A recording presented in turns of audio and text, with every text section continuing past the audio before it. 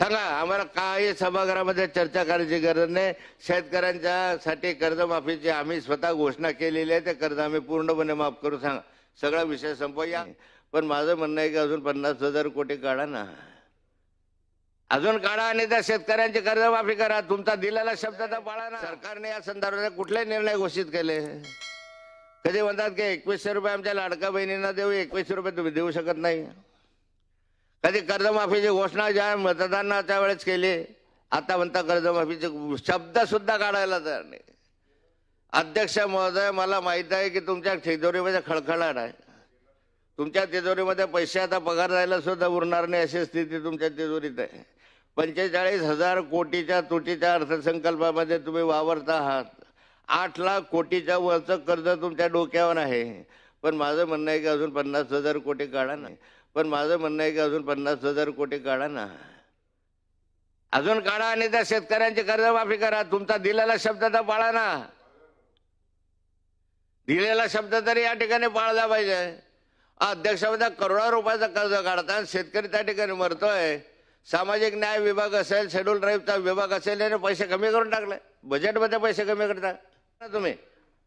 काही गरज नाही याच्या चर्चेची। सांगा कर्ज कधी माफ करणार आहात? माझा तो शेतकरी आत्महत्या करतो त्याला न्याय कधी देणार? काय कर्जमाफीच्या संदर्भातली भूमिका तुमची आहे? काय बोलायला तयार नाही, एक शब्द सुद्धा बोलायला तयार नाही तुम्ही कर्जमाफीवर।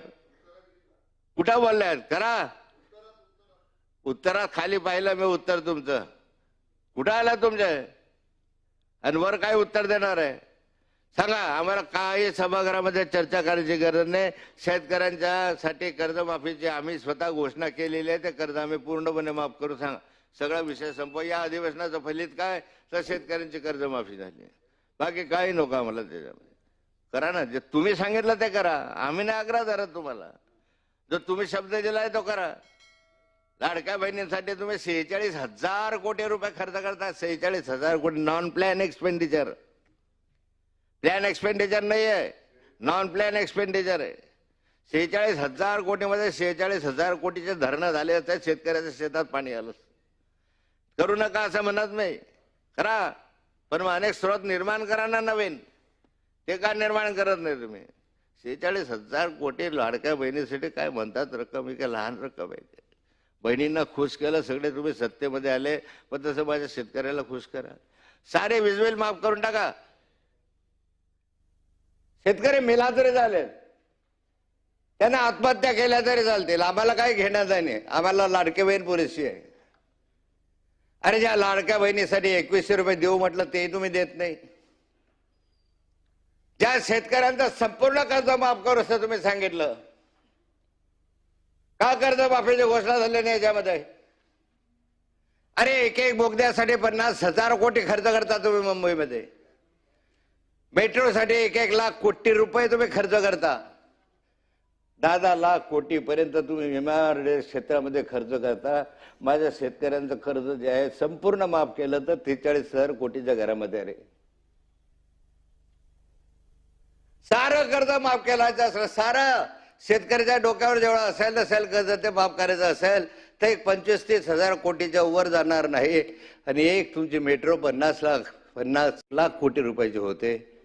अरे एखादा प्रकल्प कॅन्सल करा, आमच्याकडे वळवा ना।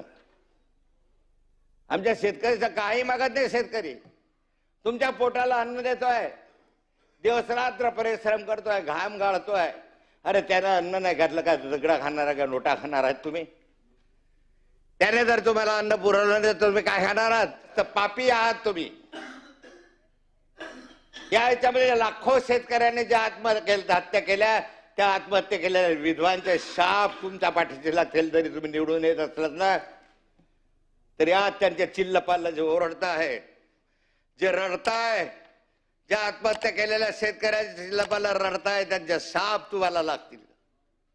किती असा किती रडा,